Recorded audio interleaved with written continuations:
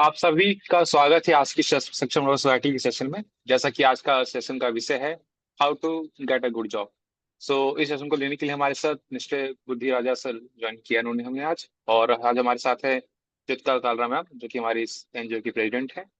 और जैसे कि इन सेशन की ओर आगे बढ़ते हैं तो एक छोटा सा पर्सपेक्टिव देना चाहूंगा। जैसा कि आज की दुनिया में कंपटीशन काफी ज्यादा बढ़ गया है। और अब सिर्फ आप किस कॉलेज से आपने पढ़ाई की है, क्या पढ़ाई की है, ये इम्पोर्टेंट नहीं रह गया। साथ साथ में ये भी इम्पोर्टेंट है कि आपने इस जर्नी में अपने आप को इस रियल वर्ल्ड के साथ कैसे प्रिपेयर किया, आपने क्या क्या टेक्निक्स ऐड की। और इसी चीज को देखते हुए हमारे साथ हैं जो हमारे आज के स्पीकर मिस्टर बुद्धि राजा जी। उनका जो करियर पर्सपेक्टिव काफी वर्सेटाइल रहा है। उन्होंने काफी ना तो सिर्फ एकेडमिकली एक्सेल किया है, अपने आगे इसमें भी किया है। तो आइए हम जानें उनके अनुभव से कि हम कैसे एक अच्छे जॉब की ओर आगे बढ़ सकते हैं।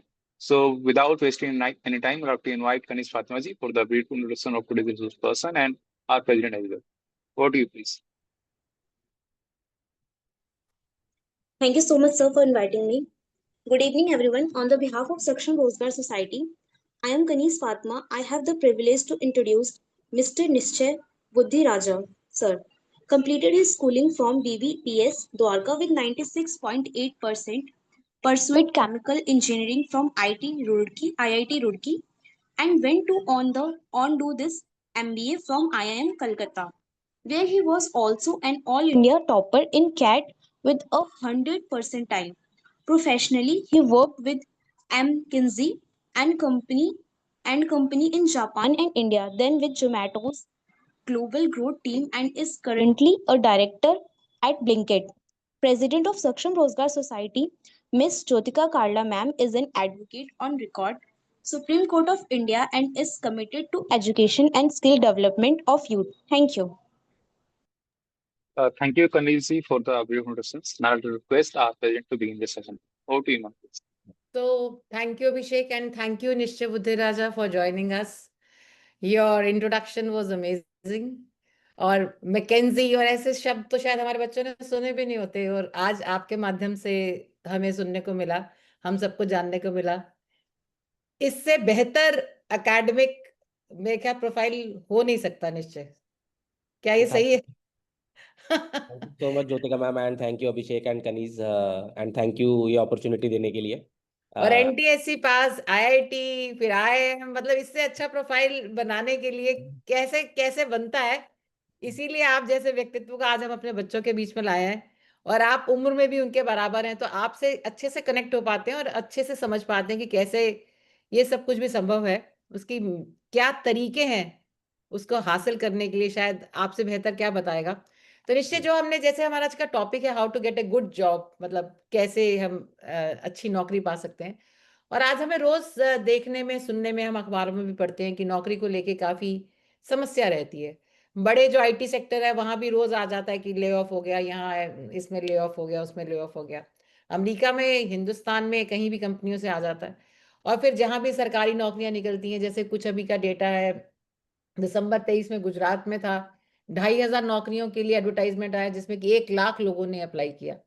और अप्रैल 2025 में जो पीएन की राजस्थान की नौकरी निकली, जिसमें 53,000 वैकेंसीज थी, उसमें 24 लाख लोगों ने अप्लाई किया, 24 लाख। और जिसमें कि उस पीएन की नौकरी के लिए पीएचडी है, एमबीए है, लॉ ग्रेजुएट है, और जिसने कि एक एमए बीएड और आईटी का कोर्स भी किया हुआ था। तो उसने बोला कि मैं कॉम्पिटिटिव की तैयारी कर रहा था, नौकरी मेरी लग नहीं पाई, तो नहीं नौकरी लग रही, तो चलो पीएन की नौकरी करके देख लेते। तो काम तो कोई भी छोटा बड़ा नहीं होता। और एक आप, जैसे आपका विदेश का भी काफी अनुभव रहा, एक जो डिग्निटी ऑफ लेबर है, ये हिंदुस्तान में एक अजीब सा माहौल है कि हम जो सफाई करने वाले को बहुत छोटी नजर से देखते हैं, और एक ऑफिस में काम करने वाले को बहुत बड़ी नजर से देखते हैं। जबकि आज का बिल्कुल हकीकत है कि जो सफाई कर्मचारी है वो अच्छे पैसे कमाता है बजाय कि ऑफिस में काम करने वाले से, क्योंकि उसके काम की डिमांड है, जरूरत है। उतने लोगों की शायद ऑफिस में जरूरत नहीं है। तो एक डिग्निटी ऑफ लेबर को लेके भी अजीब सी विडंबना हम अपने उसमें देखते हैं। तो आज हम इतने सारे चीजों के साथ जुड़ रहे हैं। पर आपसे, जैसे हमने परिचय में बताया कि आप जैसी आज व्यक्तित्व हमारे बीच में है, पहले तो ये बताएं कि आपका स्कूल का कैसा अनुभव रहा। स्कूल में सारा टाइम पढ़ते रहते थे क्या ऐसा था कि आप किसी दोस्त यार आपके नहीं थे, आपके किसी रिश्तेदारी से बोलचाल नहीं थी, या आप किसी भी करिकुलर एक्टिविटी में हिस्सा नहीं लेते थे, सिर्फ पढ़ाई पढ़ाई पढ़ाई पढ़ाई पढ़ाई कर करके ही आपने इतने सारे नंबर प्राप्त किए? तो उसके बारे में प्लीज थोड़ा सा पहले हमारे सारे उनको बताइए कि इतने अच्छी पढ़ाई, इतने अच्छे नंबर, इतना अच्छा प्रोफाइल, क्या सिर्फ पढ़ाई पढ़ाई पढ़ाई से होता है, उसके अलावा कुछ नहीं करना होता, या और भी सब कुछ आप कर सकते हैं? नहीं, आई थिंक सब कुछ करना काफ़ी ज़रूरी भी है। तो जैसे कि आप बताया, मैं बाल भारती द्वारका में पढ़ा था, 12th तक एक ही स्कूल में पढ़ा। तो नंबर अच्छे आए ना आए, आई थिंक वो थोड़ा मेहनत पे डिपेंड करता है, थोड़ा किस्मत भी है, 2-4% इधर उधर। तो पढ़ाई तो ज़रूर करी, लेकिन पढ़ाई के साथ साथ बाकी चीज़ें भी मैंने कोशिश करी कि मैं करता रहूँ। बचपन से ही अलग अलग कंपटीशन होते थे, इंटर स्कूल कंपटीशन, चाहे वो मैथ से रिलेटेड हो, चाहे डिबेटिंग से रिलेटेड हो, चाहे कोई स्पोर्ट्स से रिलेटेड हो। कोशिश करी कि पार्टिसिपेट सब में करें।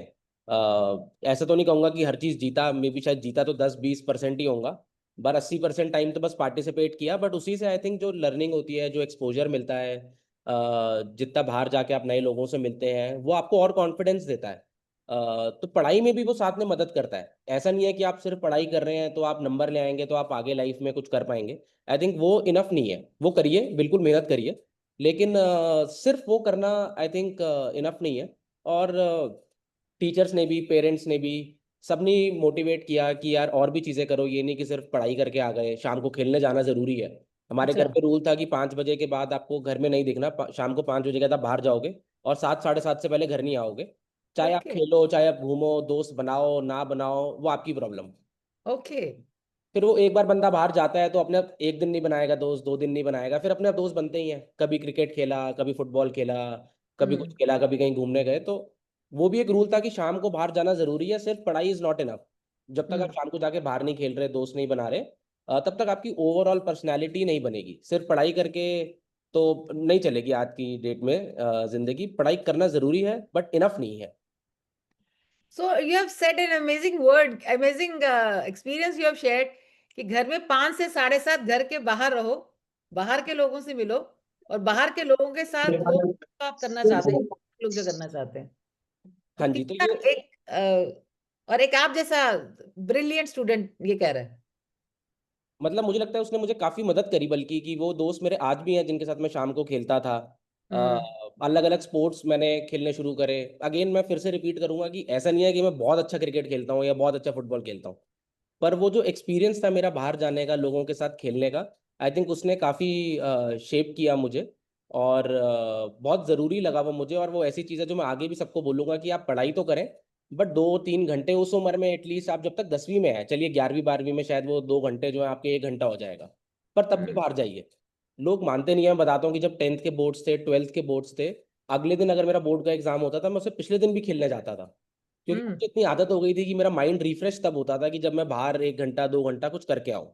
उसके बिना पढ़ाई करने का भी मन नहीं करता था। और आपके मेरे ख्याल 100 आउट ऑफ 100 मार्क्स आए होंगे 12th में। हाँ, हाँ जी। अब बताओ। हम्म। ये बच्चों को मैं सुनाना चाहती हूँ कि 100/100 नंबर आप सपना देखते हो, निश्चय के 100/100 नंबर 12वीं में आए। और उनका ये कहना है कि जब तक मैं खेलता नहीं था तब तक मेरा पढ़ाई में मन नहीं लगता था।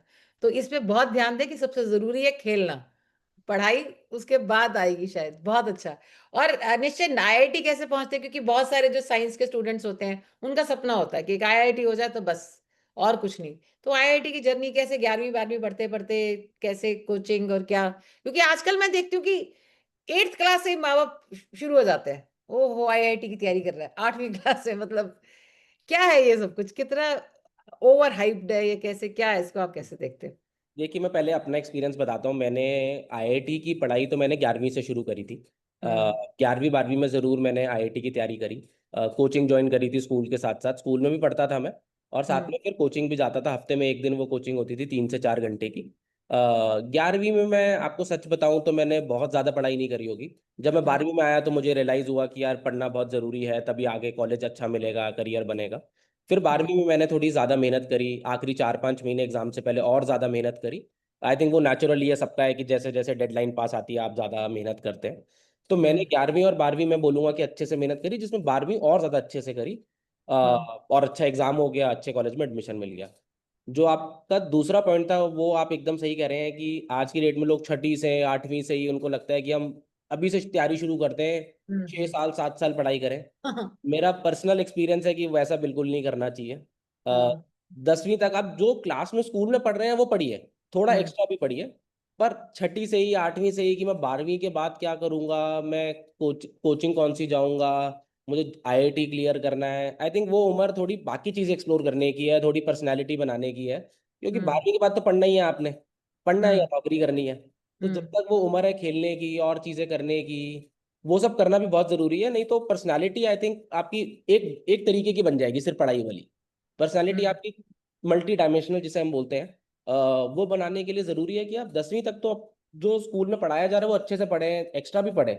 लेकिन इतना ज्यादा करियर के पीछे छठी से ही आप कोचिंग जा रहे हैं तो मुझे लगता है कि बचपन कहाँ गया फिर, वो खेलने का समय, वो बाकी चीजें करने का समय, वो तो आपने छीन लिया। तो 11वीं 12वीं में जरूर मेहनत करें, पर जब जिस चीज का जब टाइम आए तब करें वो काम। मेरा ये सुझाव रहेगा। हाँ।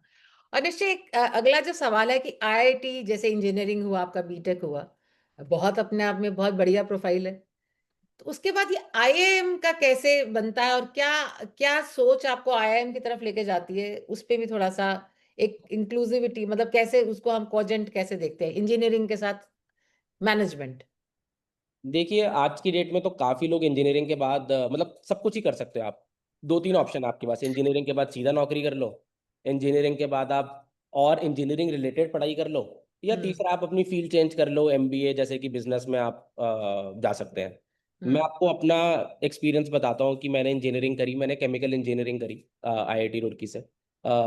मुझे अच्छी लगी वो केमिकल इंजीनियरिंग, लेकिन मुझे लगा, मुझे दूसरे तीसरे साल में रियलाइज हो गया कि यार इसकी नौकरी नहीं करना चाहता मैं अच्छा। शायद थोड़ा बिजनेस साइड जाना चाहूंगा। ओके। मेरा इतना रुझान नहीं है इस तरफ कि मैं जिंदगी भरी वाली नौकरी कर पाऊँ या इस टाइप का काम कर पाऊँ, क्योंकि जिस टाइप की नौकरी लगती है केमिकल इंजीनियरिंग के बाद वो आपको जाके ही पता चलेगा, जब आप उसे 2 3 साल कर लेंगे, लोगों से समझेंगे कि आगे क्या अपॉर्चुनिटी है। हम्म। अच्छी अपॉर्चुनिटी थी, लेकिन मुझे लगा कि मेरे पसंद की नहीं है वो। मुझे लगा मेरा पसंद थोड़ा बिजनेस साइड ज्यादा है, कि कुछ अ, किसी बिजनेस में काम करें, वैसा कुछ करें, ना कि केमिकल इंजीनियरिंग से रिलेटेड करें। तो फिर मैंने 4th ईयर में ही अपना मन बनाया कि मैं आखिरी साल में, जो इंजीनियरिंग का चौथा साल होता है, कि मैं एमबीए करना चाहता हूँ। तो मैंने उसकी तैयारी करी, कैट एग्जाम होता है एमबीए का एंट्रेंस, उसके लिए कोचिंग ली मैंने। आई थिंक 6 महीने मैंने 4th ईयर में कोचिंग ली थी उसकी। उसका एग्जाम दिया, उसका रिजल्ट अच्छा आ गया, मेरा एडमिशन हो गया। तो फिर मुझे लगा कि यार नौकरी करें इंजीनियरिंग के बाद, फिर एमबीए करने जाएं। बट अगर एमबीए में एडमिशन मिल ही रहा है और डिसाइडेड ही है कि ये करना है, तो फिर अभी चले जाते हैं। तो मैं सीधा इंजीनियरिंग के बाद फिर एमबीए करने चला गया 2 साल की।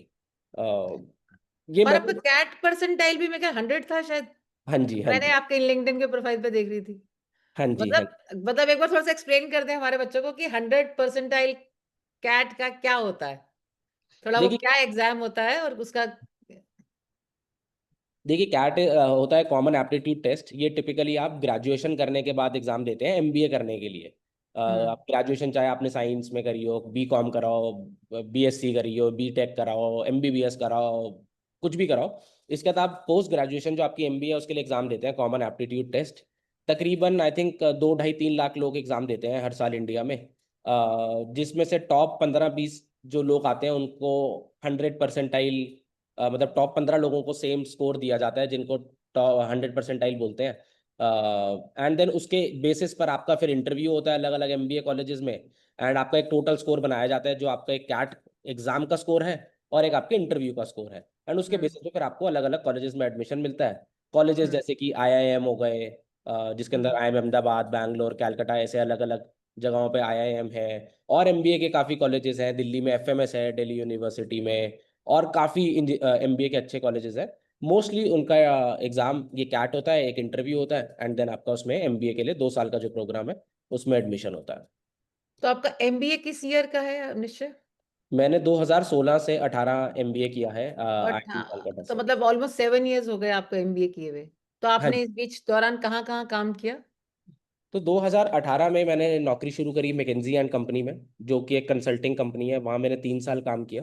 3 में से 2.5 साल मैं इंडिया में था, 6 महीने मैं जापान में था। 2021 तक मैंने वहाँ काम किया। 2021 में मैंने जोमेटो ज्वाइन कर लिया था।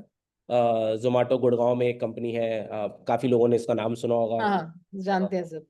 तो जोमेटो ने फिर एक और कंपनी खरीद ली, ब्लिंकिट। तो हाँ। मैं 2021 से अभी तक जोमेटो ग्रुप में हूँ, जिसमें मैंने 1.5 साल जोमेटो में काम किया, और तकरीबन आखिरी 2.5-3 साल से मैं ब्लिंकिट में हूँ। आप डायरेक्टर हैं ब्लिंकिट में? हाँ जी, मैं डायरेक्टर हूँ करंटली ब्लिंकिट में। अगर निश्चय आप माइंड ना करें तो हमें समझ में नहीं आता कि डायरेक्टर माने क्या, मतलब उसको हम असेस नहीं कर सकते डायरेक्टर को। तो आप अपनी सैलरी अगर बताएंगे तो हम समझ पाएंगे कि आपकी क्या पोजीशन है। हाँ जी, तो मतलब माइंड ना करें, इट्स ओनली टू गिव क्या कहते हैं, इनसाइट, पूरी तरह समझने के लिए बात को। नहीं नहीं, बिल्कुल मैं समझ सकता हूँ। तो सैलरी और अपनी तक आयु भी बताइए आप। मैं अभी 30 साल का हूँ। हम्म। अगले महीने मैं 31 का हो जाऊंगा। हम्म। और सैलरी 50-60 लाख, मतलब आप महीने का 4-5 लाख के आसपास हाँ। मान सकते हैं कि जो करंट सैलरी है। और आपकी आयु अभी 30 साल है? हाँ जी। हाँ, तो मतलब इतनी छोटी आयु में अभी सब एग्जाम ही दे रहे होते हैं। Anyways, it is just to give an idea to our students as to what is your profile, to which person are they talking to. और आपने शायद एक्सप्लेन कर ही दिया एक जो हमारा सवाल था कि किस स्टेज पर पेरेंट्स को या बच्चों को अपने कैरियर के बारे में सोचना शुरू कर देना चाहिए। आई थिंक आपने वो अपने इंट्रोडक्शन में अपने साथ ही उसका जवाब दे दिया। और कैसे कैसे, जैसे कॉमर्स है, साइंस पढ़ते हैं, आर्ट्स पढ़ते हैं, तो कौन कौन सी ओपनिंग है? पहली बात आती है कि कॉमर्स के लिए कौन कौन सी ओपनिंग, कौन कौन सी नौकरियां रहती हैं? देखिए, कॉमर्स जब आप कर रहे हैं तो आप बीकॉम कर सकते हैं। बीकॉम के बाद आप अकाउंटिंग रिलेटेड जॉब कर सकते हैं। कॉमर्स एक ऐसी फील्ड है जिसमें आप फाइनेंस रिलेटेड, पैसों से रिलेटेड पढ़ाई कर रहे हैं। हर छोटी बड़ी कंपनी, चाहे 5 लोगों की कंपनी हो, चाहे 50 की, 500 की, 5,000 की, चाहे इंडिया की हो, चाहे इंडिया के बाहर की हो, हर एक को फाइनेंस रिलेटेड तो लोग चाहिए ही चाहिए। तो कॉमर्स की ओपनिंग आप बीकॉम करने के बाद ऑलमोस्ट हर कंपनी में है। चाहे वो आप एक छोटी सी दुकान हो जहाँ पर 5 लोग काम कर रहे हैं, वो भी एक अकाउंटेंट रखते हैं हिसाब करने के लिए महीने के एंड में कि कितना पैसा बना, कितना खर्चा हुआ। सेम बड़ी कंपनी में। तो बीकॉम करने के बाद तो आपके पास काफ़ी अपॉर्चुनिटीज़ है। और कॉमर्स में चीज़ें, जैसे आप और प्रोफेशनल क्वालिफिकेशन लेना चाहें, आप सीए बन सकते हैं। आप सेम चीज़ और अच्छे से बड़ी पोजीशन पे अलग अलग कंपनीज में जहाँ प्रोफेशनल रिक्वायरमेंट है, आप वो कर सकते हैं।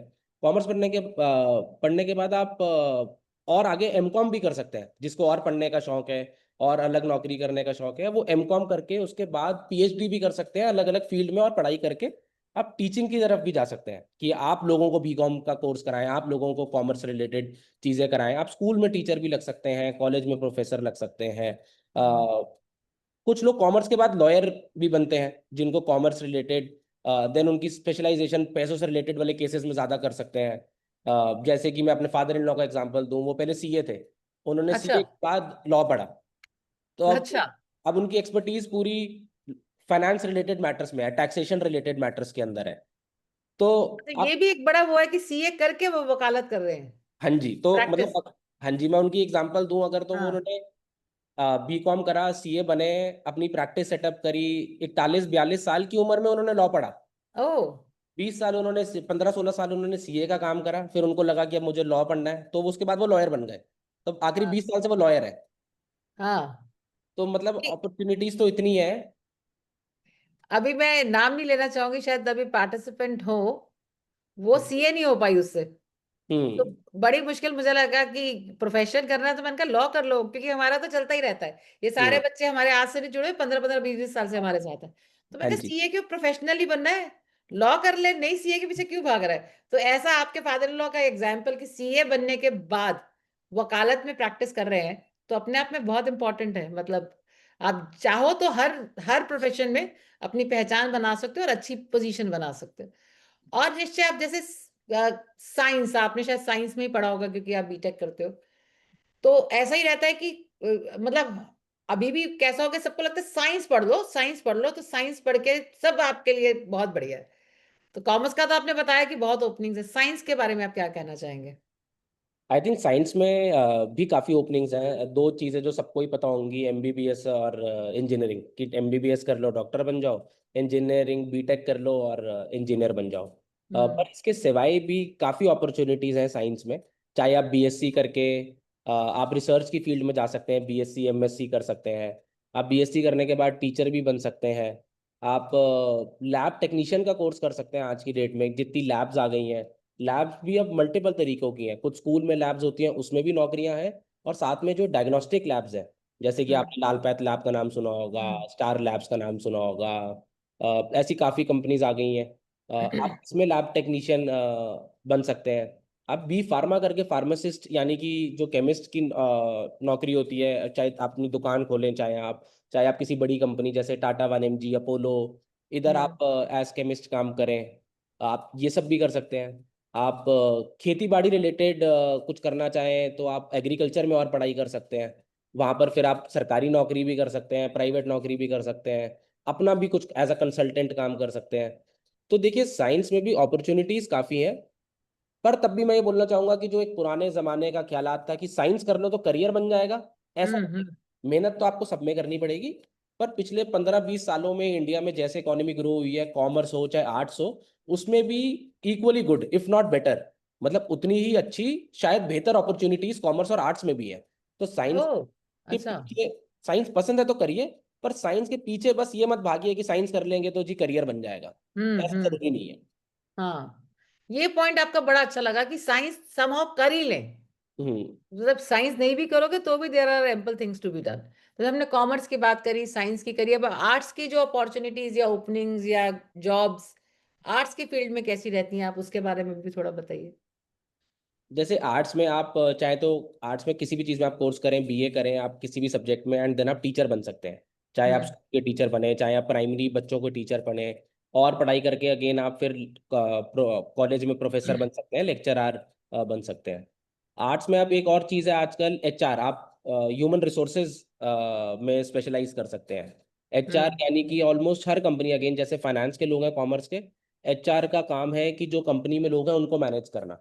अगेन अब चाहे वो 20 लोगों की कंपनी हो, 200 की हो, 2000 की हो, 20,000 की हो, हर एक में एचआर की जरूरत है। क्योंकि हम्म। उनका काम है कि जो लोग और लोग को नौकरी देना, उनको हम लेकर आए, जो लोग ऑलरेडी काम कर रहे हैं उनको मैनेज करना। तो एचआर एक काफ़ी अच्छी अपॉर्चुनिटी है अगर आप आर्ट्स करते हैं तो। और आर्ट्स में उसके बाद भी, अगेन आप आर्ट्स के बाद भी लॉ कर सकते हैं अगर आप करना चाहें तो। आप कोई हम्म। सरकारी नौकरी करना चाहें जिसके लिए आपको एग्जाम देना है, बैंक का प्रोबेशनरी ऑफिसर है और कुछ है, उसमें भी आप ग्रेजुएशन करने के बाद आर्ट्स में आप उसका एंट्रेंस एग्जाम दे सकते हैं। तो हम्म। आर्ट्स में भी काफ़ी, आई थिंक, आपको कोई राइटिंग से रिलेटेड शौक है, अगर कंटेंट राइटिंग होता है, जैसे कि कंटेंट। आपको एडिटोरियल लिखने का शौक है, आपको आर्टिकल लिखने का शौक है, आप इंग्लिश पढ़ के, हिंदी पढ़ के, जो भी भाषा आपको पसंद है आप वो कर सकते हैं। हम्म। आप चाहें तो फॉरेन लैंग्वेज का कोर्स भी कर सकते हैं, जैसे कि हम्म। जापान का, जापानीज, चाइनीज, जर्मन, हम्म। आप ये सब हम्म। भाषा सीख सकते हैं। एंड देन इनकी भी काफ़ी अच्छी अपॉर्चुनिटीज़ हैं प्राइवेट कंपनियों में भी और सरकारी नौकरी में भी। तो ये भाषा सीखने की जो आपने बहुत अच्छी और नई बात बताई, ये किस स्टेज पे सीखनी चाहिए फॉरेन लैंग्वेज? देखिए, अगर आपको इंटरेस्ट जब जाग जाता है तो I think it is never too late, आप उसे स्टार्ट करें। अगर आपको 12वीं के बाद ही समझ में आ जाता है कि अच्छा। हमें इस टाइप की कोई भाषा में इंटरेस्ट है या मुझे ऐसा काम करना है, तो आप बिल्कुल तभी कर सकते हैं। आपको अगर ग्रेजुएशन के बाद लगता है तो आप तब भी शुरू कर सकते हैं, तब भी लेट नहीं है। लेकिन अगर मेरे हिसाब से आइडियल टाइम है जो आप ग्रेजुएशन कर रहे हैं, साथ साथ थोड़ा टाइम निकालिए और जो भी भाषा आपको पसंद है उसको सीखना शुरू कर दीजिए। 2-3-4 साल में आप उसको काफ़ी अच्छे प्रोफिशेंट तरीके से सीख जाएंगे कि आपको उस भाषा के दम पे नौकरी मिल जाएगी जहाँ पर तो आपका मन। डिस्टेंस डिस्टेंस लर्निंग से सीखें, भाषा जो सीखनी है, विदेशी भाषा जो सीखने की बात आ रही है, क्या उसको हम डिस्टेंस लर्निंग से, जैसे हम ग्रेजुएशन कर रहे हैं, हम्म क्या पैरेलली आप जैसे आपने बताया कि साथ साथ सीख लें, तो कैसे डिस्टेंस लर्निंग से सीखते हैं, कैसे सीखते हैं भाषाएं?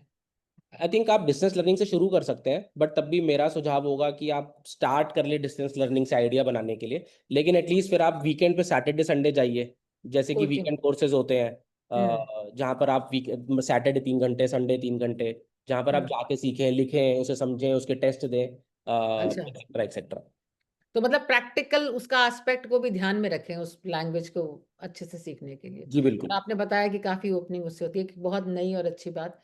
और निश्चय एक सवाल आता है कि जैसे how to get a good job, जैसे आज का हमारा टॉपिक ही है, तो क्या एक अच्छे कॉलेज से आईआईटी की डिग्री ले ली तो क्या अच्छी नौकरी मिल जाएगी या मिल गई?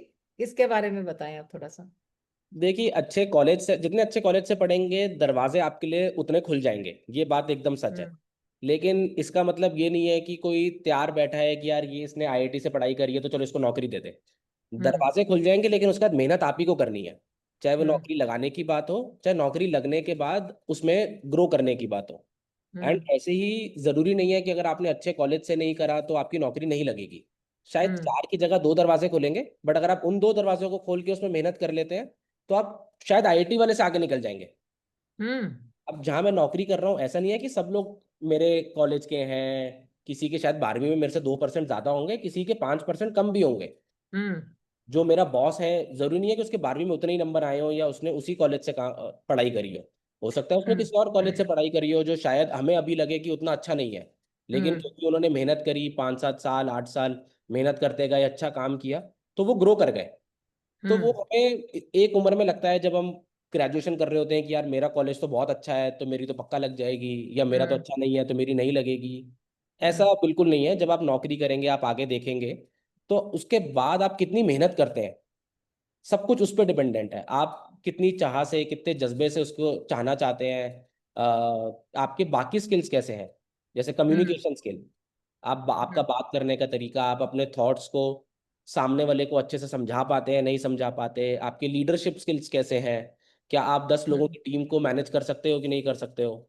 उससे पहले जब आप टीम मेंबर हो, क्या आप 10 लोगों के साथ काम भी कर सकते हो कि नहीं कर सकते हो, क्या आप मिल के आगे चल सकते हो कि नहीं चल सकते हो। तो ये मल्टीपल चीजें हैं। कॉलेज जरूर एक पार्ट है पूरी इक्वेशन का, लेकिन वो शायद 5-10% ही कंट्रीब्यूट करता है आपके पूरे करियर में। बाकी सब आप क्या मेहनत और आपके क्या स्किल्स है, वो सब ज्यादा जरूरी है मेरे हिसाब से। ये जो स्किल्स तो आपने समझाया कि आप टीम वर्क है, लीडरशिप है, मेहनत को कैसे आप देखते हैं? मेहनत जब आप शब्द का प्रयोग कर रहे हैं तो उसका क्या माने है, क्या मायने है उसका? उदाहरण के साथ मतलब कैसे समझें कि मेहनत का क्या मतलब होता है? देखिए, मेहनत का मतलब मैं कैसे समझाना चाहूँ कि आप सिर्फ कितने घंटे नहीं है। मेहनत का मतलब ये नहीं है कि कोई 6 घंटे काम कर रहा है तो कोई 10 कर रहा है तो 10 वाला जी ज्यादा मेहनत कर रहा है। मेहनत में बहुत जरूरी है कि आप मन लगाकर उसको चाहने के लिए, उसको पाने के लिए, क्या आप अच्छे मन से वो काम कर रहे हैं कि नहीं कर रहे हैं। आप 12 घंटे काम कर रहे हैं और मन में गाली दे रहे हैं कि ये काम मेरे को क्यों करना पड़ रहा है, और आप बस किसी को दिखाने के लिए वो काम कर रहे हैं, अंदर से कुछ नहीं है, तो शायद वो 12 घंटे में भी आप रिजल्ट नहीं ला पाएंगे। कोई बंदा जो 3 घंटे वो काम कर रहा होगा और खुशी से कर रहा होगा, दिल लगा के कर रहा होगा, जिसमें उसको मजा आ रहा होगा, तो वो शायद ज्यादा अच्छा आउटपुट निकाल के ला पाएगा। तो मेहनत से मेरा मतलब सिर्फ घंटे नहीं है, आपको वो करने में कितनी खुशी मिल रही है, आप कितने दिल से कर रहे हैं उस काम को, वो बहुत इंपॉर्टेंट है। और आई थिंक वो तब आएगा जब आप जो वो कर रहे हैं आपको उसमें मजा आएगा, और आप जिस चीज के लिए कर रहे हैं आप वो चाहना चाहेंगे अंदर से, सिर्फ टिक मारने के लिए नहीं कर रहे हैं जिसे बोलते हैं। ये बहुत अच्छा आपने बताया। तो हमारे लिए मेहनत का मतलब ये होता है कि लगे रहो, पढ़ते रहो पढ़ते रहो, पर आपने बोला कि मन होना चाहिए आपका, मन से और करने से आपकी खुशी मिल रही है तो ही वो मेहनत है, नहीं तो वो मेहनत भी नहीं है। हाँ जी, बिल्कुल। मैं इसमें एक छोटा सा एग्जांपल देता हूँ, ये है तो पढ़ाई रिलेटेड। जब मैं 11वीं 12वीं में पढ़ाई करता था तो जैसे मैंने कल एग्जाम है, मैंने 2 घंटे पढ़ाई कर ली।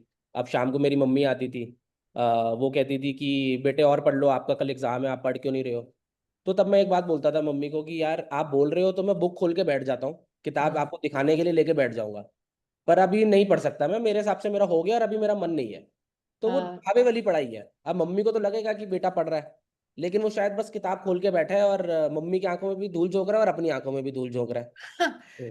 पर ये तुम्हारा उदाहरण नहीं है निश्चय, ये तुम्हारा एग्जाम्पल नहीं है। तुम्हारी मम्मी तो यही कहती है कि बस कर, अब बहुत हो गया, बहुत देर से पढ़ रहा है। It is not, it's imagination. Anyways, अगला सवाल यही है कि नौकरी ढूंढने का कैसे प्रोसेस रहता है? जैसे आप स्कूल से आपने एक सोच लिया कि मैं आईआईटी जाता हूँ या मैं बीकॉम में एडमिशन ले लेता हूँ, आपने साथ में हमने कुछ और स्किल एनहांसमेंट के लिए कोई और कोर्स भी शुरू कर लिया, पर एक किस स्टेज से हमें नौकरी के लिए सोचना, ढूंढना करना चाहिए? आई थिंक नौकरी ढूंढने के मोटा मोटा 3-4 रास्ते हैं। पहला है कि जब आप पढ़ाई कर रहे हैं तो आपके कॉलेज में ही, कभी कभार हो सकता है कोई कंपनी आए जो आपकी पढ़ाई शुरू होने से पहले ही आपको इंटर्नशिप का मौका दे दे। इंटर्नशिप इज बेसिकली कि आप जब 2-3-4 महीने किसी के साथ एज ट्रेनिंग काम करते हैं, चाहे पढ़ाई खत्म होने से पहले चाहे पढ़ाई खत्म होने के बाद, जब आपकी नौकरी पक्की नहीं है, जब आप सीख रहे हैं कि इस काम में मुझे क्या मजा आता है, क्या मैं ये काम करना चाहता हूँ या चाहती हूँ, और जो आपसे काम करवा रहा है वो भी आपको इवेल्युएट कर रहा है, आपको जज कर रहा है कि क्या ये इंसान इस काम के लिए ठीक है कि नहीं है। तो ये अपॉर्चुनिटी आपको कॉलेज में मिल सकती है। अगर आपका 3 साल का ग्रेजुएशन का कोर्स है, शायद पहले साल के बाद आप कर सकते हैं 2-3 महीने के लिए। फिर दूसरे हम्म साल के बाद आप कर सकते हैं 2-3 महीने के लिए। आपको अगर ये काम अच्छा लगे, जो आपसे काम करवा रहे हैं उनको आपका काम अच्छा लगे, तो फिर आप आपकी ग्रेजुएशन के बाद ये नौकरी पक्की कर सकते हैं। तो ये एक तरीका है कि अगर आपके कॉलेज में कोई खुद ढूंढने आता है कि नहीं आता। दूसरा है कि आप ये ढूंढ लें, जब आप ग्रेजुएशन कर रहे हैं, आप अपने किसी जान पहचान वाले को, आपके कोई रिलेटिव है, आपके कोई जानकार हैं, आपके पड़ोसी हैं, आपके पेरेंट्स के कोई नोन है जो किसी कंपनी में काम कर रहे हैं जहाँ आप करना चाहते हैं, वहां पर आप कोशिश कर सकते हैं कि आप 2 महीने 3 महीने के लिए एज एन इंटर्नशिप इसको रख लें। शायद आपको पैसे मिले, शायद ना मिले, मिलेंगे भी तो ज्यादा तो नहीं मिलेंगे। पर इस स्टेज में मैं बोलूंगा आप पैसे के पीछे मत जाइए, इस स्टेज में आप एक्सपीरियंस के लिए जाइए और अपने आप को एक्सप्लोर करिए कि यार ये काम मुझे अच्छा लगता है कि नहीं लगता। अब क्योंकि अगर नहीं लगता फिर उसमें वो नौकरी लगाना उसका कोई फायदा नहीं है। पहले वो काम आपको पसंद आना चाहिए, और अगर आपको पसंद आता है तो आप उसके बाद वो नौकरी कर सकते हैं। तो ये एक इंटर्नशिप वाला जरिया है, जो चाहे आपके कॉलेज में कोई आता हो या आप अपने किसी नोन के थ्रू करें। ये मोटा मोटा एक तरीका हो गया। दूसरा तरीका, आज की डेट में बहुत सारे ऑनलाइन पोर्टल्स भी एग्जिस्ट करते हैं, अलग अलग वेबसाइट है जहां पर आप अपनी प्रोफाइल बना सकते हैं। जैसे कि लिंक्डइन नाम की एक वेबसाइट है, naukri.com नाम की एक और वेबसाइट है। तो इधर जाकर आप अपनी प्रोफाइल बना सकते हैं कि जी मैंने 12वीं यहाँ से करी है, मेरे इतने नंबर आए थे, उसके बाद मैं बीकॉम, बीटेक, बीए, बीएससी ये कर रहा हूँ, या मैं पोस्ट ग्रेजुएट कर चुका हूँ, या मैं ये 3-4 साल नौकरी भी कर चुका हूँ। अब जो जैसे मेरी मेरी भी एक लिंक्डइन प्रोफाइल है, जैसे मेरी प्रोफाइल बताएगी 12वीं यहाँ से, कॉलेज यहाँ से, नौकरी यहाँ पे। वहां पर मैंने भी ये डाला हुआ है कि कल को अगर मुझे नौकरी चेंज करनी हो तो सामने वाले को पता है, जिसको नौकरी देनी है, कि यार इस बंदे ने ये काम किया है। तो यहाँ से भी आप नौकरी ढूंढ सकते हैं, क्योंकि यहाँ नौकरी देने वालों ने भी अपनी प्रोफाइल बना रखी है। तो ऐसे पोर्टल्स एक और जरिया है जहाँ पर आप ये नौकरी अपना लगा सकते हैं। और बाकी तो जान पहचान से आप जो बात करें, इधर उधर अपने आंखें कान खुले रखें, अखबारों में कभी कभी ओपनिंग आती है, आपके नोट है, तो वहां से भी आप पता कर सकते हैं और कोशिश कर सकते हैं। जैसे आपने बताया कि पढ़ते से ही, मतलब while you are studying, internship की तो ऑन द जॉब ट्रेनिंग है। पढ़ते पढ़ते भी आपको काम की ट्रेनिंग के लिए सचेत होना चाहिए, कॉन्शियस होना चाहिए, और आपको काम की ट्रेनिंग लेनी चाहिए वाइल यू आर स्टडिंग। हाँ और जी। दूसरा आपने बताया कि आप क्योंकि वही अगर वो इंटर्नशिप आपकी होती है, वो भी बहुत बार आपकी नौकरी में तब्दील हो जाती है, बिकॉज आपको भी काम का पता होता है, और जिसने आपको नौकरी देनी है उसको भी आपके प्रोफाइल का पता होता है। तो ये एक बहुत अच्छा आपने पॉइंट बताया कि नौकरी के लिए प्रयास करना पढ़ाई खत्म होने पर नहीं, while you are studying, during your education, आपको नौकरी के लिए प्रयास शुरू कर देना चाहिए, जॉब के लिए प्रयास शुरू कर देना चाहिए। और एक जो निश्चय हम बच्चों के साथ काम करते हैं, तो सभी बच्चे गवर्नमेंट जॉब चाहते हैं, मतलब गवर्नमेंट जॉब की वो स्टेबल है, और शायद समाज में ना एक रुतबा भी है, एक बड़ी एक्सेप्टेबिलिटी है कि अच्छा वो उसकी नौकरी लग गई, अब उसको तो 1 करोड़ का दहेज मिल जाएगा, उसका तो ये हो जाएगा, उसका तो मतलब सरकारी नौकरी को लेके स्टेबिलिटी तो एक चीज है, या एक पैसा मिलता है वो तो एक चीज है, पर आज भी समाज में ना एक रुतबा भी है कि सरकारी नौकरी मतलब एक बड़ी बात। तो इस जो पूरा आप सिनेरियो देखते हो हिंदुस्तान में, कि आपको लगता है कि सरकारी नौकरियां हैं, जो सब बच्चे सरकारी नौकरी के पीछे भाग रहे हैं, सब एसएससी का एग्जाम देते हैं, सबका एक ही सपना होता है यूपीएससी नहीं तो गवर्नमेंट जॉब। क्या इतनी नौकरियां सरकारी हैं? कितने लोगों को ऐसा नौकरी, एक एक अपना अपना विचार बताएं उसके ऊपर, ताकि बच्चा का वो मिथ थोड़ा सा डिमिस्टिफाई हो कि सरकारी नौकरी ही सब कुछ है, और सरकारी नौकरी लेने के लिए आप अपना सब कुछ लगा दो दांव पे, उसको उसके ऊपर थोड़ा सा आप रोशनी डालें। देखिए, सरकारी नौकरी जो जैसे जैसे देश ग्रो करता है, सरकारी नौकरी उतनी तेजी से ग्रो नहीं करती है कभी भी, क्योंकि हिंदुस्तान के लोग उतने ही हैं, काम उतना ही है, दिल्ली का साइज उतना ही है, इंडिया का साइज उतना ही है, उनको उतने ही लोग चाहिए वो काम करने के लिए। ऐसा नहीं है कि उनको दिल्ली बड़ा हो गया तो ज्यादा लोग चाहिए, लोग उतने ही चाहिए। तो सरकारी नौकरियां बढ़ती हैं, बट बहुत धीरे धीरे बढ़ती हैं। और जैसा कि ज्योतिका मैम ने कहा कि एक पुराने जमाने का एक चला आ रहा है कि जिसकी सरकारी नौकरी है वो स्टेबल है, उसकी समाज में बहुत इज्जत है, रुतबा है। अब आई थिंक काफी 20-25 सालों से अब समय बदल गया है। सरकारी नौकरी के भी फायदे हैं, जिसको मिल जाए बिल्कुल करें, पर उसके सिर्फ उसी के पीछे भागना, उसके पीछे अपने साल बर्बाद कर देना, आई थिंक वो आप गलत करते हैं, अपने साथ जस्टिस नहीं करते अपने टैलेंट को। प्राइवेट नौकरियों में भी बहुत फायदे हैं, मैं 2-3 फायदे जैसे मैं अगर आपको बताना चाहूँ कि किसी भी प्राइवेट अच्छी नौकरी में आपको ज्यादा पैसे मिलेंगे सरकारी नौकरी से, अगर आप अच्छा काम करेंगे, आपकी ग्रोथ ज्यादा होगी। सरकारी नौकरी में आपकी हर साल तनख्वाह बढ़ेगी 7%, 8%, 9%। प्राइवेट नौकरी में आपकी 20-20% सैलरी भी बढ़ेगी साल में, अगर आप अच्छा काम करेंगे। आप कंपनी चेंज भी कर सकते हैं, दूसरा जो फायदा है आपको। सरकारी नौकरी तो आप कर रहे हो, अब आप छोड़ोगे नहीं, आपको लगेगा मेरी यहाँ पर एसएससी में नौकरी, मेरे स्टेट में नौकरी लग गई सरकारी डिपार्टमेंट में, अब जो जी 30 साल मेरे को यही करना है। हो सकता है आपको वो काम ना पसंद आए, पर 30 आपको, नहीं, वो 35-40 साल भी हो जाते हैं। हाँ जी हाँ, जो 25 में लग गया 60 तक कर हाँ रहा है तो 35 हाँ, साल तो करेगा ही। 35 साल, हाँ। लेकिन सर प्राइवेट में आप चेंज कर सकते हो। आपको लगा, जैसे मैंने 3 साल मैकेंजी में करा, मुझे लगा यार अब मुझे कुछ और करना है, तो मैं जोमेटो आ गया। जोमेटो में 1.5 साल बाद मुझे लगा कि यार इधर मजा नहीं आ रहा, ब्लिंकिट अच्छी अपॉर्चुनिटी लग रही है, तो ब्लिंकिट आ गए। अब कुछ साल बाद लगेगा कि यार यहाँ नहीं करना, कहीं और चले, तो आप कहीं और जा सकते हो। तो आप ओवरऑल अलग अलग चीजें एक्सप्लोर कर सकते हो। और टिपिकली जब भी कोई नौकरी चेंज करता है प्राइवेट में, तो वो सैलरी बढ़ा के निकलता है आगे। तो मैं अगर नौकरी छोड़ूंगा तो ऐसा नहीं है, अगर मैं आज 10,000 रुपये कमा रहा हूँ तो मैं 11,000 पे जाऊंगा, शायद मैं 15,000 पे जाऊंगा। लोग 1.5 गुने का भी आपकी सैलरी कर देते हैं जब आप छोड़ते हो, क्योंकि आपने अच्छा काम किया, आपका एक्सपीरियंस है। तो पैसा आपकी मर्जी। आप सिटी बदल सकते हो, फॉर एग्जांपल अब आज मुझे गुड़गांव में मैं जॉब कर रहा हूँ, कल अब मैं मैरिड हूँ, कल को मेरी वाइफ बोले कि यार बैंगलोर में मेरी नौकरी लग गई, हम बैंगलोर चलते हैं, तो मैं प्राइवेट में तो ये पॉसिबल है कि मैं बैंगलोर चला जाऊंगा। सरकारी में ये करना बहुत मुश्किल है। और समाज, अब चौथा जो समाज में इज्जत की बात रही, आई थिंक कुछ लोगों को तो शायद हमेशा लगता रहेगा समाज के लिए तो आप नहीं करोगे जो समाज को सही लगता है, समाज तो आपको बोलेगा शायद जैसे आपने दहेज की बात बोली, अब लोग दहेज भी ले रहे हैं, बट शायद जो अच्छे पढ़े लिखे लोग हैं वो बोलेंगे कि नहीं, हमें ये नहीं करना चाहिए। तो आई थिंक समाज में इज्जत ना इज्जत, आप अपने आप अच्छा काम करोगे, पैसे कमाओगे, जो शायद इज्जत आपको लग रहा है कि आज नहीं मिल रही, वो 5 साल बाद मिल जाएगी और ज्यादा मिल जाएगी। मिल जाएगी, ठीक बात है। तो आई थिंक प्राइवेट को भी अपने कान नाक आंख सब खुले रखें। सरकारी के लिए अगर आपको करनी है 6 महीने मेहनत, आप 6 महीने 1 साल ज्यादा ज्यादा कर लीजिए। 1 साल में अगर नहीं लगती है तो प्लीज प्राइवेट नौकरी शुरू कर दीजिए, नहीं तो आप सरकारी में 4 साल 5 साल बर्बाद कर देंगे। और फिर आप प्राइवेट करने जाएंगे तो प्राइवेट भी आपको अच्छी नौकरी नहीं मिलेगी, फिर आप कहीं के ना सरकारी के रहेंगे ना प्राइवेट के रहेंगे। और एक सरकारी नौकरी के साथ ये भी होता है, ऐसा कहा जाता है कि सब गधे घोड़े सब एक बराबर होते हैं। मतलब जैसे आपने बताया कि आप किसी भी प्रोफाइल से आए, किसी भी कॉलेज से आए, पर परफॉर्म करेंगे, शायद जो आपका बॉस है उसके नंबर आपसे कम आए हैं, ये उतने बड़े कॉलेज से उसने पढ़ाई नहीं की, पर वो आज आपका बॉस है। पर सरकारी में गधे घोड़े सब एक बराबर, कुछ ऐसा होगा ही नहीं कि जो अच्छा परफॉर्म कर रहा है उसको प्रमोशन मिल जाएगी, ऐसा नहीं होगा। हाँ, सरकारी मतलब में तो पूरे तजुर्बे के हिसाब से, जिसके 4 साल हो गए उसके उसके हाँ 7 बढ़ गए, 5 हो गए उससे। अब हाँ एक इंसान जो ज्यादा अच्छा काम कर रहा है या ज्यादा मेहनत कर रहा है, उसको लगता है कि यार मुझे रिजल्ट भी तो मिले, मुझे रिवॉर्ड भी तो मिले, चाहे वो हाँ। प्रमोशन हो, चाहे वो फाइनेंशियली पैसे एक्स्ट्रा मिलने हो, चाहे रिकॉग्निशन हो। बट सरकारी में वो थोड़ा मुश्किल है, तो वो भी हम्म आपको फिर अंदर से उतना मजा नहीं आता। हम्म मतलब सरकारी में क्योंकि प्रमोशंस के, हम थोड़ा सा ऐसी बातचीत ही कर रहे हैं, प्रमोशन के एवेन्यूज बहुत कम हो जाते हैं, कम हम्म। होते हैं, तो प्रमोशन हो ही नहीं पाती। तो सिर्फ एक 10 साल के बाद आपकी एक सैलरी में इतना इजाफा कर दिया जाता है, बढ़ा दिया जाता है, उसको MSP समथिंग कहते हैं, मुझे नाम अभी ध्यान नहीं आ रहा, सिर्फ इसलिए क्योंकि प्रमोशन दे नहीं सकते तो थोड़ा सैलरी बढ़ा दी जाती है आपको, तसल्ली देने के लिए, दिलासा देने के लिए कि प्रमोशन की जगह आप थोड़ी सी ये सैलरी ले लीजिए बढ़ी हुई।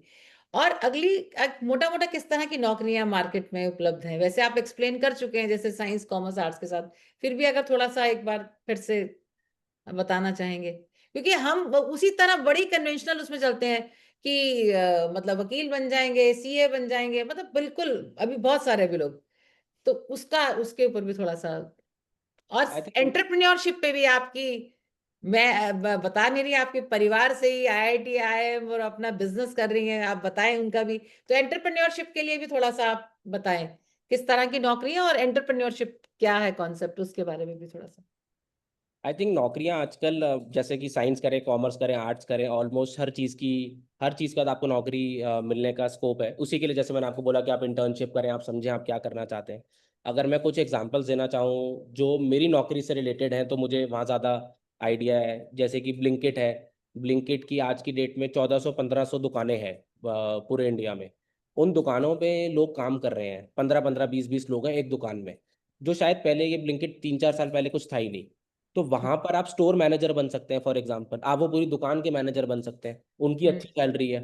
आप हम्म क्या कहते हैं, जैसे कि हमारे यहाँ डेटा एनालिस्ट के लोग होते हैं, कि अब 1500 दुकानें चल रही हैं, रोज के इतने ऑर्डर आ रहे हैं, तो उसका डेटा देखते हैं लोग कि यार कितने लोग क्या ऑर्डर कर रहे हैं, हमें कहाँ पर क्या रखना चाहिए, किस दुकान पर।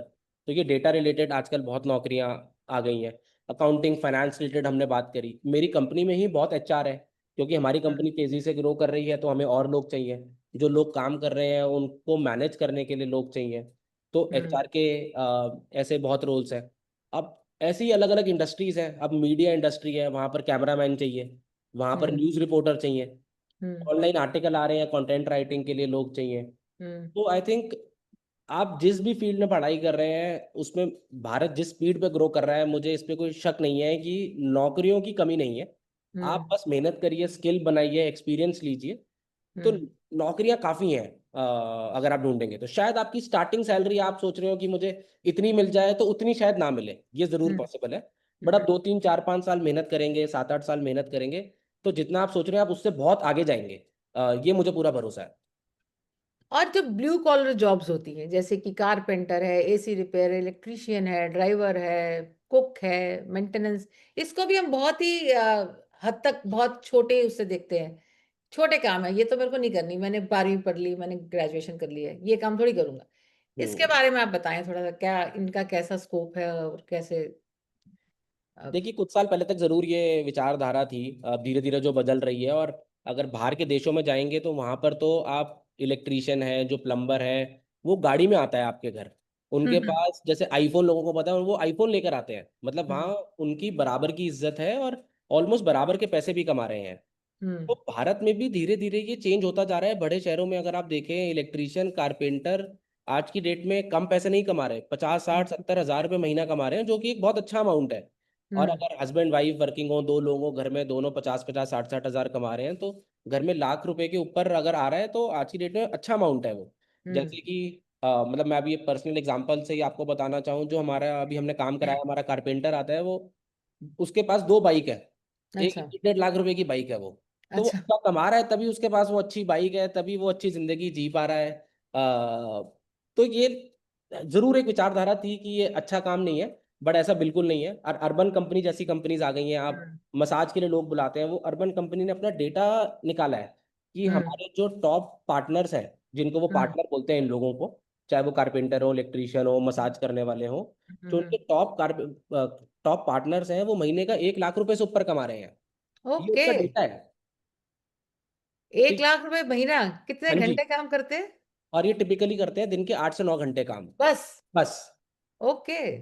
और वो अपनी मर्जी का काम है। इसके अंदर आप जब बंद, आपको लगा कि यार ये 3 दिन मुझे कहीं शादी पे जाना है, मेरे परिवार में हाँ मेरी तो जरूरत नहीं, है, तो हाँ आपकी मर्जी है, आपने वो 3 दिन छुट्टी, नहीं करा काम। हाँ बस ठीक है, 3 दिन के पैसे नहीं मिलेंगे, हाँ लेकिन हाँ मर्जी तब भी आपकी है, जो शायद आप हाँ नौकरी में नहीं कर पाते यार, कि जब मन किया तब छुट्टी ले ली। हम्म। काफी अपॉर्चुनिटी है। और इसी से रिलेटेड, जैसे कि ज्योतिका मैम ने बताया, मैं अपनी वाइफ का अगर एग्जांपल दूं, तो उन्होंने भी मेरे जैसे ही पढ़ाई करी है। कॉलेज उनका मेरा ये वाला ही था, आईआईटी था, फिर उन्होंने आईएम था, एमबीए करा। उन्होंने 2 3 साल नौकरी करी। अब उन्होंने अपना साड़ी का ऑनलाइन एक बिजनेस शुरू किया है, अनोरा नाम से। हम्म आज की डेट में अभी भी आप सही कह रहे हैं, क्योंकि विचारधारा लोगों की है कि कुछ लोग उनको भी बोल जाते हैं कि यार इतनी पढ़ाई करके अगर साड़ी बेचनी थी तो पढ़ाई क्यों करी। यस, हाँ तो मतलब, लेकिन वही है कि कोई काम छोटा बड़ा नहीं है, उनको मजा आता है। अब तो वो 2 साल से ज्यादा से ये कर रही हैं, काम अच्छा चल रहा है। अ, हाँ, और उनको लगता है कि जो पढ़ाई करी, ऐसा नहीं है कि वो काम नहीं आती, वो हम्म बिजनेस चलाने में कहीं ना कहीं जरूर काम आती है। हम्म तो वो पढ़ाई भी कहीं वेस्ट नहीं जाती। और जो आपको अच्छा लगता है आप उसके हिसाब से करिए। दुनिया तो, आप अगर आप इलेक्ट्रीशियन बन जाएंगे तो भी आपको कुछ बोलेगी, नौकरी करेंगे तो बोलेगी बिजनेस क्यों नहीं करते, बिजनेस हाँ करोगे तो बोलेगी नौकरी क्यों नहीं करते। तो आई हम्म। थिंक आपको जो पसंद है आप वो करिए, और उसमें मेहनत करिए आगे। तो आईआईटी रुड़की, आईएम अहमदाबाद के बाद साड़ियां बेच सकते हैं, तो हम भी क्यों नहीं साड़ी बेच सकते? हमें क्यों लगता है कि साड़ी बेचना छोटा काम है? मतलब सबको इस तरह से सोचना चाहिए। और आखिरी सवाल है अब निश्चय आपके लिए, पर उससे पहले मैं ऑडियंस हमारे कहूंगी कि सवाल सबने पूछना है, अपने व्यक्तिगत सवाल पूछिए। चैट बॉक्स में भी सवाल कुछ कुछ लोग डाल देते हैं, तो अब सवाल आपने पूछने हैं, मेरे ये आखिरी सवाल है।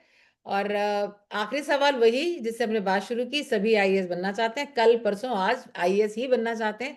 निश्चय बुद्धि राजा आईएएस क्यों नहीं बनते, ये हमारे बच्चों को एक बार बता दें। देखिए, मतलब आईएएस बनने का ऑनेस्टली मेरा कभी सपना नहीं था। मैंने कभी कोशिश ही नहीं करी। कोशिश करते तो बनते कि नहीं बनते वो तो नहीं पता, क्योंकि कभी करी नहीं। क्यों नहीं मुझे बनना था, देखिए मुझे हमेशा से प्राइवेट नौकरी करनी थी।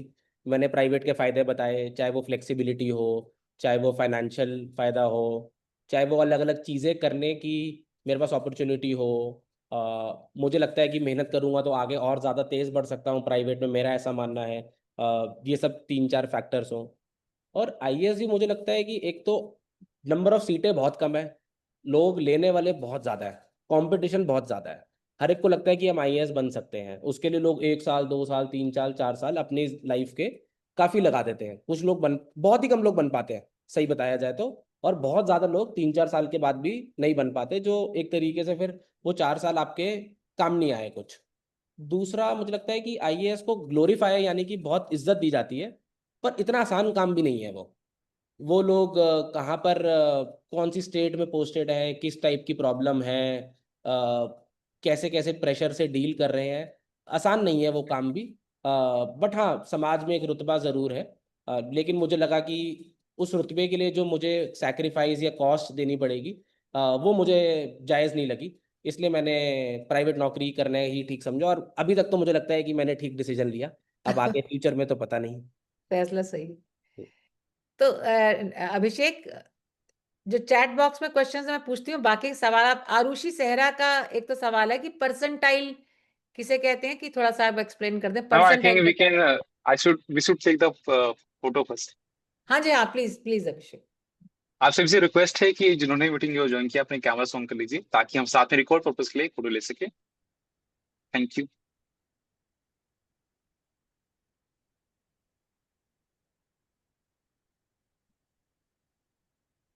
So thank you everyone for opening your cameras with and ma'am please आप बढ़ सकते हैं आगे। जी, निश्चय। परसेंटाइल का क्या कॉन्सेप्ट है, वो थोड़ा सा एक्सप्लेन कर दें। देखिए, परसेंटाइल और परसेंटेज में थोड़ा अंतर होता है, दोनों अलग अलग चीज़ें हैं। परसेंटेज आई थिंक सबको पता होगा कि 100 में से कितने नंबर आए आपके, वो आपकी परसेंटेज हो गई। 100 में से 80 आए तो 80% हो गए, 70 आए तो 70% हो गए। परसेंटाइल एक तरीके से रैंक की तरह होती है कि आप अगर 100 लोगों ने एग्जाम दिया तो आप उनको रैंक करते हैं, जिसके जो सबसे ऊपर है उसको आप 100 परसेंटाइल बोल देते हैं, जो 5वें नंबर पर है आप उसको 95 परसेंटाइल बोल देते हैं, और जो 10वें नंबर पर है उसको 90 परसेंटाइल बोल देते हैं। उसमें आपके एब्सोल्यूट पेपर में नंबर कितने आए वो मायने नहीं रखता, आप जितने लोगों ने दिया उनको आप रैंक कर देते हैं एक तरीके से। और सबसे ज्यादा नंबर लाने वाले को आप 100 परसेंटाइल बोल देते हैं, सबसे कम वाले को आप 0 परसेंटाइल बोल देते हैं, और बाकी लोगों को उनके बीच में बांट देते हैं। और एक अगला सवाल है निश्चय, कि आरुषि सेहरा पूछ रही है, मुझे ये बात और पूछनी है सर, इंग्लिश लैंग्वेज आने का प्रेशर फील करते हैं, शायद शायद बचले, how much difference does it actually make interview में, स्पेशली लैंग्वेज नर्वसनेस बढ़ा देता है? जी देखिए, सही बात है, इंग्लिश आना आज की डेट में एक आई थिंक एक काफ़ी ज़रूरी स्किल है। दो पहलू हैं ऐसी बात के मैं बोलूँगा कि इंग्लिश पे वर्क करें, इंग्लिश आप सीखें, जितना अच्छी इंग्लिश बोलेंगे उतनी अच्छी बात है। लेकिन सिर्फ ये इनफ नहीं है। जैसे कि मैंने बोला था, कम्युनिकेशन स्किल्स की डेफिनेशन ये नहीं है आप अच्छी इंग्लिश बोल पाते हैं कि नहीं बोल पाते। कम्युनिकेशन स्किल का मतलब है कि क्या आप अपने विचारों को, अपने थॉट्स को आप स्पष्ट तरीके से सामने वाले तक पहुंचा पाते हैं कि नहीं पहुंचा पाते, चाहे फिर वो हिंदी हो चाहे फिर वो इंग्लिश हो। लेकिन अगर आपको प्राइवेट नौकरी करनी है, अच्छी कंपनी में काम करना है, तो इंग्लिश ज़रूर एक एडवांटेज है, एक अच्छा स्किल है, और जिसे आप जितना प्रैक्टिस करेंगे उतना आप सीखते जाएंगे। शायद आप पहली बारी में इंटरव्यू दें, आप शायद अच्छी ना बोल पाए, पर 1 साल 2 साल 3 साल नौकरी करेंगे, गलत बोलेंगे पहले, फिर धीरे धीरे ठीक करेंगे, तो आप वो भी सीख जाएंगे। तो दोनों चीज़ें हैं। इंग्लिश नहीं आती तो अपना कॉन्फिडेंस लूज ना करें, अपने विचारों को स्पष्ट तरीके से रखना आना चाहिए, चाहे वो भाषा फिर कोई भी हो। बट अगर आपकी नौकरी की रिक्वायरमेंट है या आपको लगता है कि ऐसी जगह काम करना है जहाँ अंग्रेजी की ज़रूरत है, तो ज़रूर इंग्लिश पे काम करें। और समय के साथ आप लैंग्वेज है, आप जैसे आप हिंदी सीख गए, आप कोई और भाषा सीख गए, आप इंग्लिश भी सीख जाएंगे, कोई मुश्किल नहीं है इंग्लिश सीखना या बोलना। राहुल पोदार का क्वेश्चन है, what is the future of AI technical role and details of job market in tech like data science and full stack developer? Also, I'm sending the request by the name of Rahul Podar on LinkedIn. Can you please accept it to share tips for analyzing the job market and applying for the top MNCs? देखिए, ये जो आपने दो तीन fields का नाम लिया, data science, full stack developer, I think काफ़ी स्कोप है इधर। जैसे जैसे सब कुछ ही अब ऑलमोस्ट इंटरनेट पे, हर कंपनी की वेबसाइट है, हर कंपनी की ऐप है आज की डेट में, हर कंपनी ऑनलाइन कुछ ना कुछ कर रही है। तो ये जॉब्स तो बढ़ने ही वाली हैं। आपने एक और एआई का नाम लिया, आर्टिफिशियल इंटेलिजेंस, जिससे लोगों को डर भी लगता है, अपॉर्चुनिटी भी लगती है। तो वो मैं आपको बोलूंगा कि धीरे धीरे आप एआई को समझना शुरू करें, वहां पर भी काफ़ी नौकरियां हैं। एआई की तरफ जाइए, एआई को समझिए। एआई जैसे आप गूगल है ऐसे ही है। आप गूगल पे कुछ पढ़ते हैं, कुछ सर्च करते हैं, आप आर्टिफिशियल इंटेलिजेंस एआई के अलग अलग पोर्टल हैं, वहां पर आप करिए। धीरे धीरे नौकरियों में इसकी भी जरूरत पड़ेगी। डजन मीन कि इससे नौकरियां इम्पैक्ट होंगी, बट हाँ, ये आना एक स्किल की तरह है जो एडवांटेज मिलेगा आपको आगे फ्यूचर में। और एक मणि प्रकाश जी का सवाल है कि एमबीए मार्केटिंग या एचआर, इसमें से क्या चूज करें? आई थिंक दोनों अच्छी अपॉर्चुनिटीज़ हैं। थोड़ा सा बता देता हूँ आपको कि नौकरियां किस टाइप की होंगी। अगर आप मार्केटिंग की साइड जाएंगे तो आप एफएमसीजी कंपनीज होती हैं, एफएमसीजी यानी कि फास्ट मूविंग कंज्यूमर गुड्स, जो हमारे रोज़मर्रा के सामान बनाती हैं, चाहे वो साबुन बनाती हो, चाहे तेल बनाती हो, ऐसी। तो आप उनमें मार्केटिंग की नौकरियां कर सकते हैं कि यार इनको और कैसे बेचें। आप टीवी पे ऐड देखते होंगे, वो ऐड में क्या बोल रहा है इंसान, वो मार्केटिंग के लोग बनाते हैं। न्यूज़पेपर में ऐड आती है, उसमें क्या लिख रहे हैं, वो मार्केटिंग के लोगों का काम है।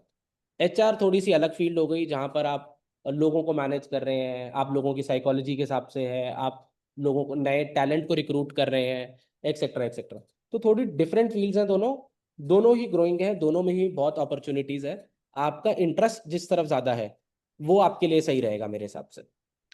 अभिषेक का सवाल है, I am a college student and I want to become a data analyst, but my educational background is arts, so can you please tell me what I have to learn to become a data analyst? देखिए, data analyst के लिए आपको थोड़ा maths की तरफ और जाना पड़ेगा। ऑनलाइन आप क्या कर सकते हैं, आप दो तीन चीज़ें कर सकते हैं। आप ऑनलाइन कोर्सेज कर सकते हैं, चाहे फिर वो यूट्यूब हो, चाहे और अलग अलग पोर्टल है जहाँ पर आपको फ्री कोर्सेज करने को मिलते हैं डेटा एनालिसिस से रिलेटेड। वो आप प्रैक्टिस कर सकते हैं, वो आप सर्टिफिकेट्स ले सकते हैं। उसके बेसिस पे आप कोई जॉब स्टार्ट कर सकते हैं डेटा एनालिसिस में। एंड देन धीरे धीरे आप वहाँ ग्रो करिए, और आप आगे बढ़ते जाएंगे। इसमें मैं आपको एक एग्जांपल दे सकता हूँ। अभी रिसेंटली हमने अपनी कंपनी के लिए एक डेटा एनालिस्ट हायर किया था। उन्होंने भी आर्ट्स ही करी थी, लेकिन उनको बहुत शौक था डेटा एनालिसिस का। तो उन्होंने काफ़ी सर्टिफिकेशन और कोर्सेज कर रखे थे। और जब हमने उनका इंटरव्यू लिया, हमने उनसे 5 सवाल पूछे जो जिसका हमारी कंपनी में काम होगा। उन्होंने उसके अच्छे से आंसर दिए। तो इवन दो उनकी बैकग्राउंड आर्ट्स की थी, बट क्योंकि उन्हें आता था और उन्होंने कॉलेज के बाद ये सब काम कर रखा था, तो उनको हमारी कंपनी में नौकरी मिल गई। तो जितना आप सीखते जाएंगे, प्रैक्टिस करते रहेंगे, आप आई थिंक आगे बढ़ते जाएंगे। और एक वीना ढींगरा जी का सवाल है कि what kind of jobs are most going to be the most affected because of AI? कौन सी नौकरियां एआई के वजह से जाएंगी? आई थिंक इफेक्ट सारी होंगी। जाएंगी तो पता नहीं मुझे कि जाएंगी कौन सी। ज़्यादा ज़रूरी ये हो जाएगा कि जो काम पहले शायद आप 6 घंटे में करता था कोई, एआई से वो शायद अब 1 या 2 घंटे में हो सकता है। तो अगर तो आप सीख कर आप वो काम, आप एआई सीख जाएंगे, आप वो काम 6 की जगह 1 या 2 घंटे में कर लेंगे, तो नौकरी आपकी नहीं जाएगी। काम आपको और करने में फायदा, आपको और काम करना पड़ेगा उतने ही टाइम में, क्योंकि काम करना आसान हो गया। लेकिन और ये होगा हर फील्ड में, चाहे मेरी नौकरी हो जहाँ मैं बिजनेस रिलेटेड कुछ कर रहा हूँ, चाहे कोई कोडिंग रिलेटेड कुछ कर रहा है। इवन जैसे कि ज्योतिका मैम लॉयर है, आजकल तो जो लॉयर है वो भी एआई का यूज कर रहे हैं लीगल नोटिस बनाने में, ड्राफ्ट बनाने में। तो ऑलमोस्ट हर फील्ड में ही एआई का अब जरूरत पड़ेगी। जो काम ज़्यादा देर का था वो अब कम देर का हो जाएगा, तो आप ज़्यादा चीज़ें कर पाएंगे। इसलिए उसको सीखना ज़रूरी है, क्योंकि नहीं सीखेंगे तो कोई और आएगा, वो आपका काम 6 घंटे वाला 2 घंटे में कर देगा एआई की मदद से। सीखना जरूरी है। नौकरियां जाएंगी किसकी, शायद जो नहीं सीखेगा उसकी। Yes Abhishek, over to you. तो thank you ma'am, and thank you sir Mamta, you for want to answering. ask a question? Mamta, yes please Mamta ji.